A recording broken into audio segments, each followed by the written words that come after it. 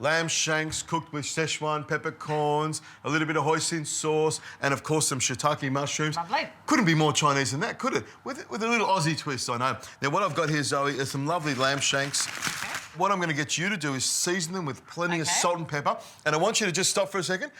You just want you to be me for a second. Put plenty of salt and pepper on there. Just because it's your recipe. Exactly, so we can get some flavour in it. The next thing I'm going to do is I'm going to get this onion here and dice it up. Now, what we're going to do with the lamb shanks, Zoe, is we're going to brown them off in the pan because I want to seal them so they're nice and caramelised and, you know, sort of sweet on the outside.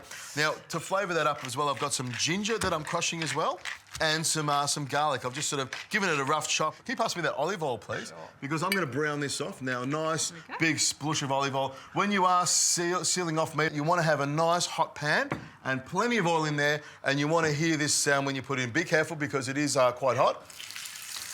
That is the sound you want to hear, that sizzle. Like music to his ears. There's nothing better than hearing meat sizzle in a pan. Here we go. Look at that. Now, Zoe, if you've got that olive oil again, I'll get you to pass that to me. I've got another fry pan here, and I put the ginger, garlic, chilli in there, and that's got lots of flavour. And what I'm going to do, Zoe, if you get this celery, cut it down the middle and cut it sort of the size of a 10-cent piece is probably the best way. I've also got some cumin, and I'm going to put about 2 teaspoons of cumin in there, cumin powder. Cumin isn't classically Chinese, so I like this little addition to it. A melange of flavours, you might like to say. But here comes the Sichuan peppercorns. And I'll put these in my hand. They look like pink peppercorns, and they're sort of split open a little bit. When you put it in the mouth, it's got sort of like a fuzzy sort of flavour you get from it. It feels like it's almost sizzling, like buzzing on your tongue. It's quite interesting. In goes the celery. You can see the onions are nicely caramelised. Yeah, lovely. I've got some coriander there and some spring onions. Give me a bit of a rough chop of that because we're going to throw that in here as well. In the meantime, I'm going to add some soy sauce. I love soy sauce. The dark, rich soy sauce gives it some flavour. I've got probably a quarter of a cup or third of a cup goes in there.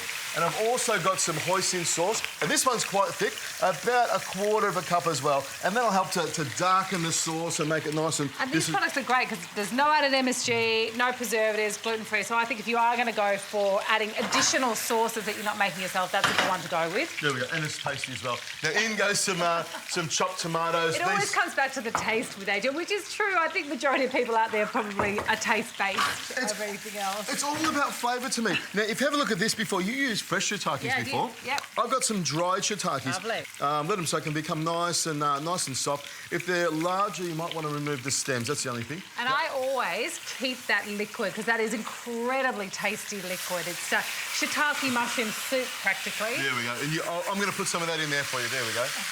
In goes the liquid. Now, in a jug there, I've got some stock. Some lovely beef stock. You can use chicken stock, vegetable stock. You can even use water if you want, or as we use them, the shiitake mushroom liquid. Yeah, lovely. And that goes there. And well, it's not like this is anything vegetarian about this. So use your meat stock. Get extra flavour that way. What was that word you used again? I'm not really sure about that I like vegetarian food, Adrian. There we go. And I'll stir that around. Make sure all these ingredients get down to the bottom there.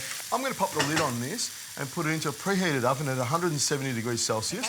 It'll take about 2 hours to cook. Into the oven we go, and then we'll clean this up.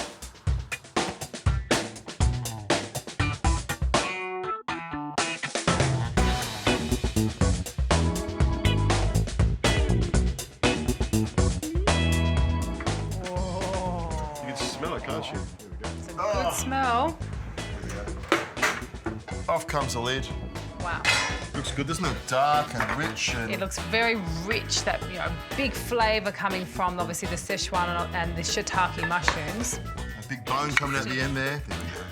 Look at that. A little bit of oil in there, but that's the oil with it. It has all the flavour in it, the spices. He would call it the oil of goodness. It is, exactly. And it is quite dark. That's the sauces that we used in there and the shiitake mushrooms and the stock. Can I put that a bit on there for you? Yeah, a bit of that on there. Pick it up with some green. There we go. And have a taste of this, so pull this over here.